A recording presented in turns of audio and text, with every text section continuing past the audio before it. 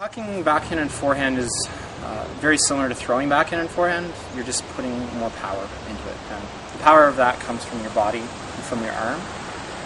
And for the snap, and honestly for the snap, we want to have a good snap, whether we're throwing a short throw or whether we're hucking. So one of the key things about a flick is the wrist snap. And so with the wrist snap, what we really want to focus on is getting a nice snap first.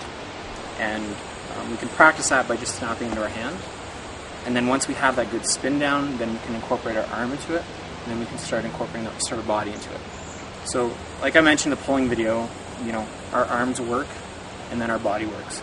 So, as much as they're independent, we want them to work together. And so when we're hucking, what we really want to do is be stepping into it, turning everything, and snapping as hard as we can on the follow through. And we really want to have that power coming through. And by having that power coming through, we can throw a lot harder and have the disc go further.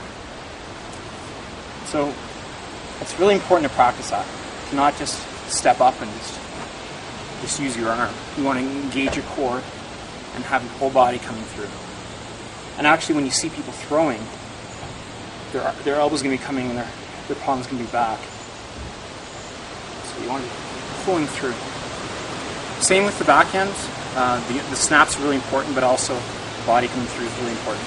So when we're stepping and we're hucking, we want to be turning at the hips, turning at the shoulders and then snapping on the release, and snapping everything through. And again, we want to engage the core, snap, and turn.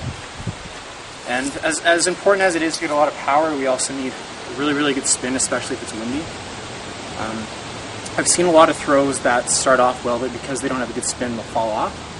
So really work on getting a really, really good spin. For that, I like to hold the Frisbee with a power grip. And you'll see people start with it like this because they think they can get more snap out of the wrist. You don't really need that. All you really need to do is just do a snap. So on your throw, it's going to look like this. You're just snapping really hard. And whether it's a short throw, whether it's a short 15-yard throw, get a lot of snap. If it's a long pop, get a lot of snap. You always want that tight spin because then you can control the flight of the Frisbee more easily. With a flick, the same kind of idea.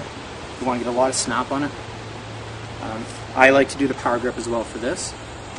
I get more snap just with 2 fingers. I have my thumb squeezing very tight and then snapping through.